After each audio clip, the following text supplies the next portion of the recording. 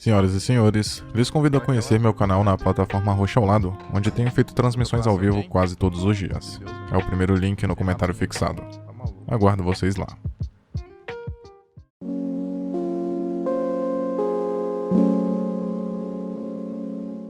O episódio Urso Branco nos apresenta uma personagem inicialmente sem nome, acordando em uma cadeira com indícios de que estava amarrada ali.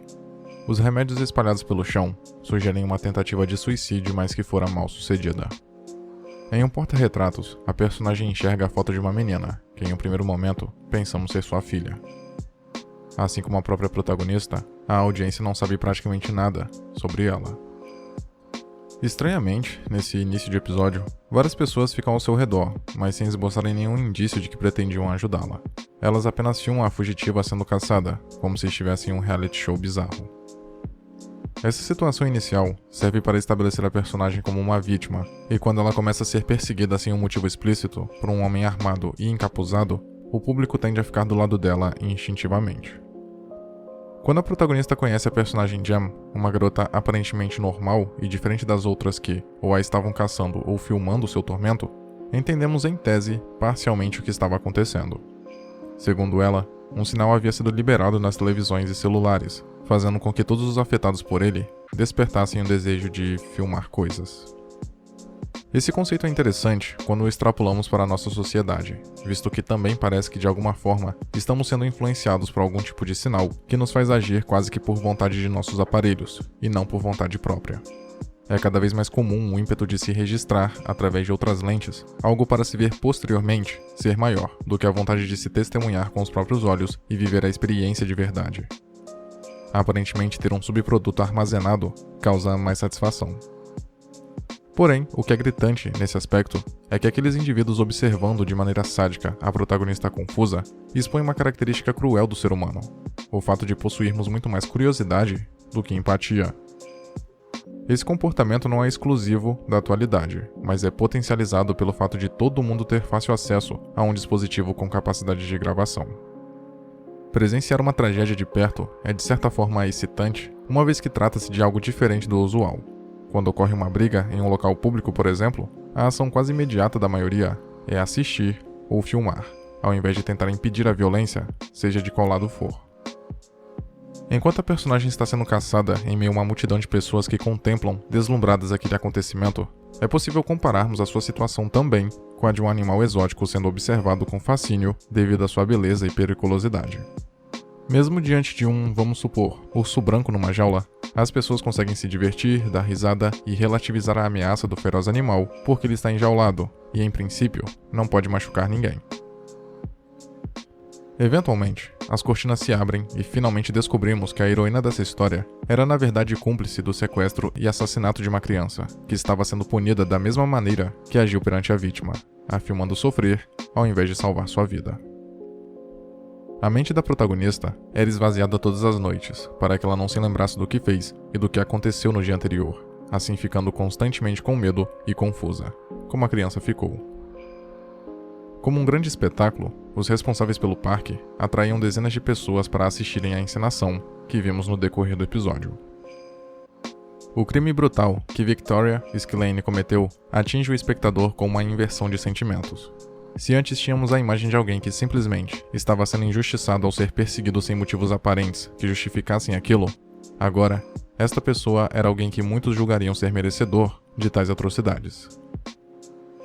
Com a verdade, vem outra constatação perturbadora. As pessoas viciadas em filmar, que antes pensávamos estarem sob influência de algum tipo de sinal, na verdade faziam aquilo por livre e espontânea vontade. Elas tratavam aquilo realmente como um entretenimento, talvez até inofensivo, uma forma mais avançada e realista de assistir TV. Quando o episódio começa, é praticamente imediato ficarmos do lado da pessoa que está saindo de uma cadeira, onde todos os detalhes indicam que aquele cenário havia sido palco de uma tortura brutal. É provocado, portanto, um sentimento de empatia no espectador. Sentimos irracionalmente que há injustiça nesse tratamento e até queremos ajudar a protagonista. Essa sensação é intensificada quando Victoria começa a ser perseguida por pessoas, vestindo fantasias esquisitas e por algumas até armadas. Ao mesmo tempo, quando acompanhamos os diversos indivíduos, ignorando a suposta vítima, filmando-a em meio àquele desespero, o episódio faz um contraponto com o que propõe ao espectador, ao ilustrar a falta de empatia das pessoas que podiam de fato fazer algo, ao contrário do público impotente e passivo. O intuito é retirar completamente qualquer sentimento de apoio àquela plateia. Não devemos ficar do lado deles, muito menos entendê-los. E não é difícil sentir revolta porque facilmente nos colocamos no lugar da protagonista, que estava claramente confusa e abalada. Tudo isso serve para tornar a revelação muito mais chocante e perturbadora. Afinal de contas, ficamos do lado de uma cúmplice de assassinato. E pior, não passamos a simplesmente repudiá-la quando a verdade vem à tona. Isso porque a estrutura do episódio garante que o público permaneça confuso, mesmo sabendo o que aconteceu no passado, visto que estávamos sob a perspectiva da culpada desde o princípio.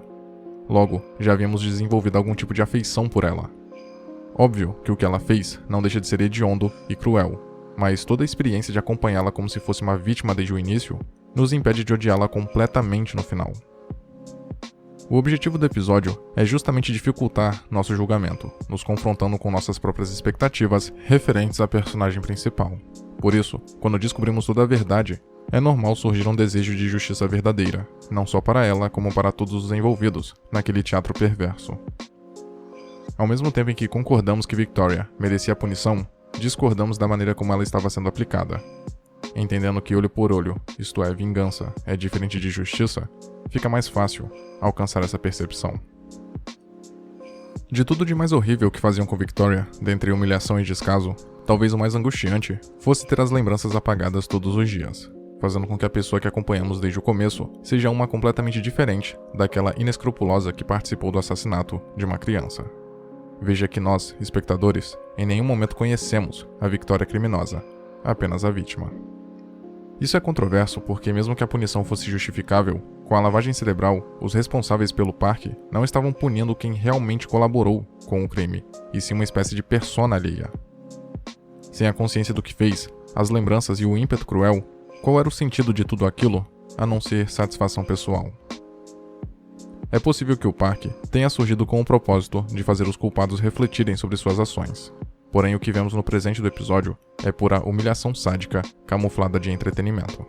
E a repetição comprova que todo o suposto objetivo inicial, em algum momento, fora perdido, se é que ele existiu. Não bastava devolver a crueldade cometida, era preciso elevá-la, tornando-a cíclica.